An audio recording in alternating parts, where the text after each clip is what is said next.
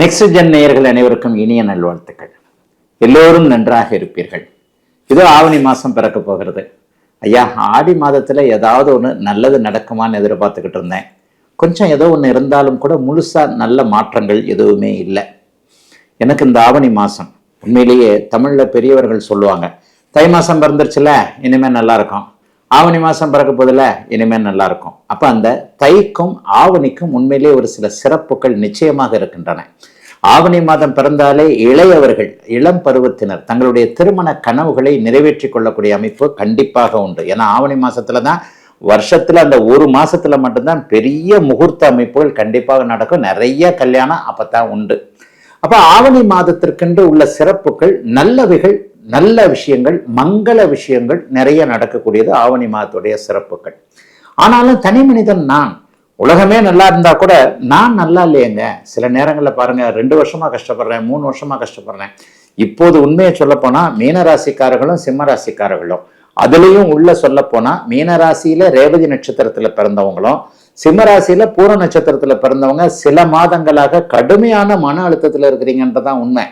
கோட்சாரத்துல இந்த ராசி பலன்களை அதிகமாக பார்ப்பவர்கள், அதிகமாக கமெண்ட் கொடுப்பவர்கள் மீனராசிக்காரர்களும் சிம்மராசிக்காரர்களுமா தான் இருப்பீங்க.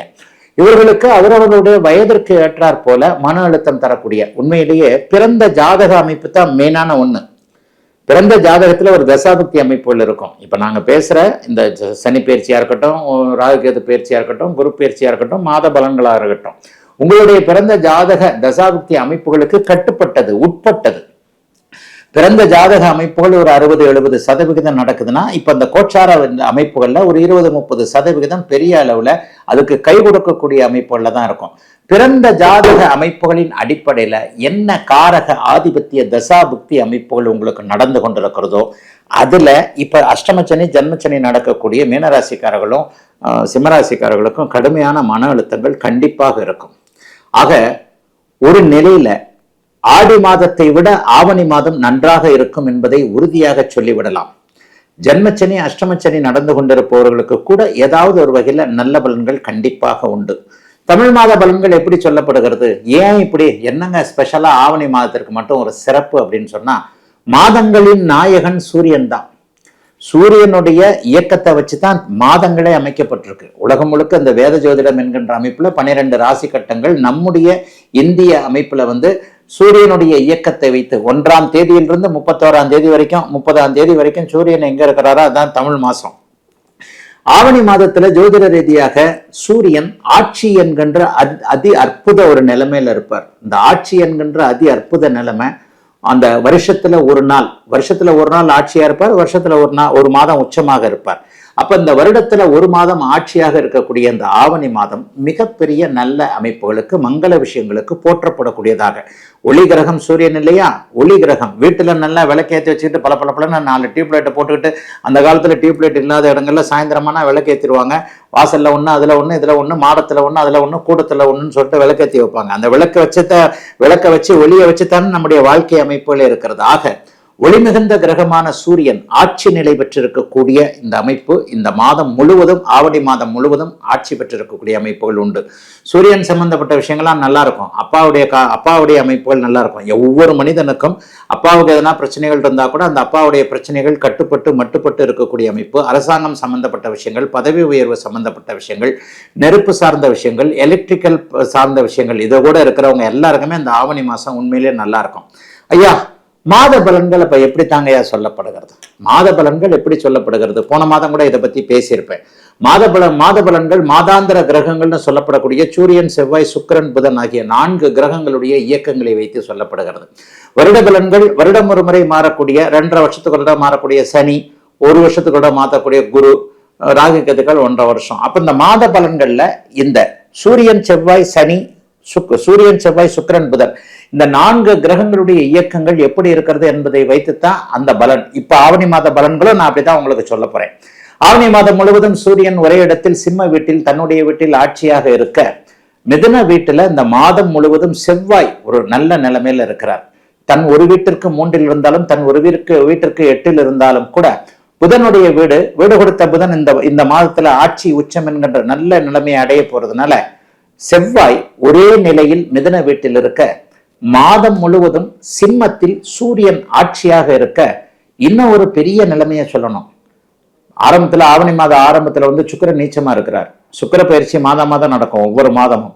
இந்த நீச்சமாக இருக்கக்கூடிய சுக்கிரன் இந்த ஆவணி மாதத்தின் பாதியில 15 செகண்ட் வாரம் 15-14 தேதிகளிலேயே உங்களுக்கு ஆட்சி என்கின்ற இன்னொரு நிலைமைக்கு வருகிறார்.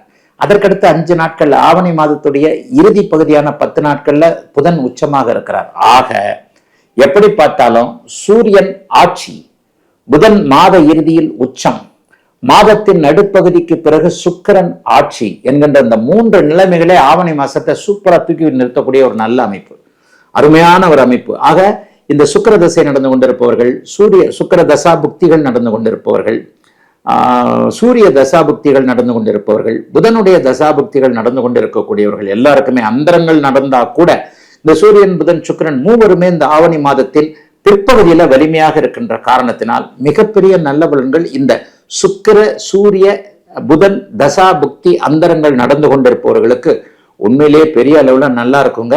ஆக எதை பத்தியும் கவலைப்பட வேண்டாம். ஆவணி மாதம் பெரும்பாலும் எல்லாருக்குமே நல்லா இருக்கும். இப்போது நான் சொன்ன இந்த 3 கிரகங்கள் வலுவாக இருக்கிறதும் உச்சகுரு சனியை பார்ப்பதும் மிகப்பெரிய யோக பலன்களை தரும் என்பதால் எல்லாவற்றிலும் ஒரு நிறைவுகள் இருக்கக்கூடிய ஒரு அருமையான நல்ல மாதமாகவே இந்த மாதம் அமையுங்க. அடுத்து இப்ப 12 இது பொதுவான பலன்களை சொல்லிட்டேன். 12 ராசிக்காரர்களுக்கும் இது வித்தியாசப்படும் இல்லையா? 12 ராசிக்காரர்கள் ஒவ்வொரு விதமாக ஒவ்வொரு ராசிக்கும், இப்ப நான் சொன்ன மாதிரி இந்த ஆரம்பத்துல மீனராசிக்கு ஜென்மச்சனி, சிம்மராசிக்கு அஷ்டமச்சனி, இவர்கள் 2 பேருக்கும் கடுமையான மன அழுத்தங்கள் இருக்கின்றன. ஆக 12 ராசிக்காரர்களுக்கு தனித்தனியாக இப்போது இந்த ஆவணி மாத பலன்கள் எப்படி இருக்கும் என்பதை பார்த்தலாம். சிம்மராசிக்காரர்களுக்கு நிம்மதி கிடைக்கக்கூடிய நல்ல மாதமா இந்த மாதம் அமையும். வெற்றி கிடைக்கும். நிம்மதி கிடைக்கணும்னா இப்ப இருக்கிற தோல்விகள் அமைப்புல இருந்து நீங்கள் விலகணும், வெற்றி கிடைக்கும். ஹைலைட்டான விஷயம் இந்த மாசம் என்ன? இந்த சிம்மராசிக்காரர்களுக்கு ஹைலைட்டு ராசிநாதன் ஆகிய சூரியன் மாதம் முழுவதும் ஆட்சி என்கின்ற கடந்த 3-4 மாத காரணமாக பூர்வ நட்சத்திரக்காரர்களுக்கு இருந்து வந்த மன அழுத்தத்தை குறைக்கக்கூடிய அமைப்புல தைரியம், கஷ்டங்கள்லாம் அப்படியே போயிடுமா? அதெல்லாம் போகாது. கஷ்டம் அப்படியே தான் இருக்கும். அஷ்டமச்சனி கஷ்டம் கொஞ்சம் கொஞ்சமா தான் குறையும். பூம்பா அப்படியே மந்திரகாலின்ற மாதிரிலாம் குறையாது. அடுத்த மே மாசம் வரைக்கும், அதாவது கரெக்டா அடுத்த ஜூன் மாதம் 3ஆம் தேதி வரைக்கும் அஷ்டமச்சனி இருக்கு. அஷ்டமச்சனி கொடுக்கக்கூடிய தொல்லைகளை தாங்கக்கூடிய மனப்பக்குவம் இப்போது கண்டிப்பாக வரும். அஷ்டமச்சனி பெரிய கெடுதல்களை சிம்மராசிக்காரர்களுக்கு கொடுக்கல. அடப்போங்க சார், நான் அவ்வளவு கஷ்டப்பட்டுக்கிட்டு இருக்கேன் இவ்வளவு கஷ்டப்பட்டு இருக்கேன்னு சொல்றவங்க எல்லாத்துக்குமே உங்களுக்கு முந்தின ராசிகள்ல கடகராசி, மிதன ராசி, ரிஷபராசிலாம் இருந்ததுல அவர்கள் எப்படி அஷ்டமச்சனி நேரத்துல கஷ்டப்பட்டாங்கன்னு கேட்டு பாருங்க, ரத்த கண்ணீர் வரும். அஷ்டமச்சனி இப்போது வேதையாகி இருக்கின்ற காரணத்தினால் சிறிய கெடுதல்கள் மட்டுமே அப்படியே சிம்மராசிக்காரர்களுக்கு நடந்து கொண்டிருக்கின்றன. மிகப்பெரிய இழப்புகள், மிகப்பெரிய தகுதி குறைவான அமைப்புகள்லாம் எதுவுமே இப்போது உங்களுக்கு நடக்கல. ஆனா அந்த அமைப்புகள் கூட இப்போது கட்டுக்குள்ள இருக்கக்கூடிய அமைப்பு சூரியனுடைய ராசிநாதனுடைய ஆட்சி அமைப்பின் காரணமாக நிச்சயமாக நல்லாவே இருக்கும். எதை பத்தியும் கவலைப்பட வேண்டாம். பெரிய அளவுல முன்னேற்றங்கள் உண்டு. 2வது ஹைலைட் என்னன்னா, மாதம் முழுவதும் ஆவணி மாதம் முழுவதும் 11ஆம் இடத்துல செவ்வாய் ஆட்சியாக இருப்பது மிகப்பெரிய உன்னதம். 3, 6, 11ஆம் இடத்துல செவ்வாய் இருந்தா என்ன? வெல்லுவீங்க, பகையை வெல்லுவீங்க. அதாவது உங்களுடைய எதிரி தோற்று போவார். அப்ப நீங்க ஜெயிக்கக்கூடிய அமைப்புகள் உண்டு. கடன்கள் கட்டுக்குள்ள இருக்கும். நோய்கள் எதுவும் அண்டாத ஒரு அமைப்பு. சிலருக்கு இந்த மாசம் ரொம்ப ஃபிட்னஸ்ல ஆர்வம் வரும். ஒரு ஜிம்முக்கு போகணும், அதுக்கு போகணும், இதுக்கு போகணும் அப்படின்னு சொல்லிட்டு மருத்துவம் சார்ந்த விஷயங்கள் எல்லாத்துலயுமே கொஞ்சம் ஓரளவுக்கு நல்லாவே இருப்பீங்க. ஆக எதிலும் ஒரு ஆய்ந்து பார்த்து நல்ல தீர்க்கமான முடிவுகள் எடுப்பது, சட்டப்பூர்வமான போராட்டங்கள்ல வெற்றிகள். கடந்த 1 வருடமாக தோல்வியை மட்டுமே கண்டு கொண்டிருக்கக்கூடிய மகம் நட்சத்திரம், பூரம் நட்சத்திரக்காரர்களுக்கு வெற்றிகள் வரக்கூடிய அமைப்பு என சிம்மராசிக்காரர்களுக்கு பெரிய அளவுல நல்லவைகள் மட்டுமே அதிகம் இருக்கக்கூடிய மாதமாக இந்த மாதம் அமையும். காசு பணம் வரும். 2-11 கூடியவர் வலுத்திருக்கிறார். ஃபர்ஸ்ட் மேரேஜ் ஒரு மாதிரி டிஸ்டர்ப் ஆகி போய் கோர்ட்டு கேஸ்ன்னு போய்கிட்டு இருக்கிறவங்களுக்கு வர்ற ஜூன் மாசத்துக்குள்ள அந்த கோர்ட்டு கேஸும் முடியும், உங்களுக்கு சாதகமாக முடியும். ஜூன் மாதத்திற்கு பிறகு 2வது திருமணம் நடக்கக்கூடிய அடுத்த ஜூன் இன்னும் இருக்கு, ஒரு 7-8 மாசம் இருக்கு. அடுத்த ஜூன் மாதத்திற்கு பிறகு நல்லவைகள் 2வது திருமண அமைப்புகளுக்கான ஏற்பாடுகளை இப்பவே சில ஆயத்தங்கள், அறிமுகங்கள் கிடைக்கக்கூடிய அமைப்புகள் கண்டிப்பாக உண்டு. சிலருக்கு வேலை மாற்றம் இருக்கும். முதல்ல கசப்பாக இருந்தாலும் கூட பிற்பகுதி அது நல்லா இருக்கக்கூடிய அமைப்புகள் உண்டு. கொஞ்சம் எல்லாத்துலேயும் கொஞ்சம் ரெஸ்ட்லெஸ்ஸாக இருப்பீங்க. ஒரே ஸ்ட்ரெஸ்ஸாக இருக்கும், டார்ச்சராக இருக்கும். என்னமோ நம்மளை சுற்றி ஒரு நெகட்டிவ் இருக்கே அப்படிங்கிறது. அதுக்கு பேர் தான் நாங்கள் அஷ்டமச்சனின்னு சொல்கிறோம். ஒரு மாதிரி முன்னாடி போனால் கடிக்குது, பின்னாடி போனால் உதைக்குதுன்ற மாதிரியான விஷயங்கள் இருந்தாலும் எதையும் சமாளிக்கக்கூடிய நல்ல மாதம் சிம்மத்தினருக்கு இந்த ஆவணி மாதம்.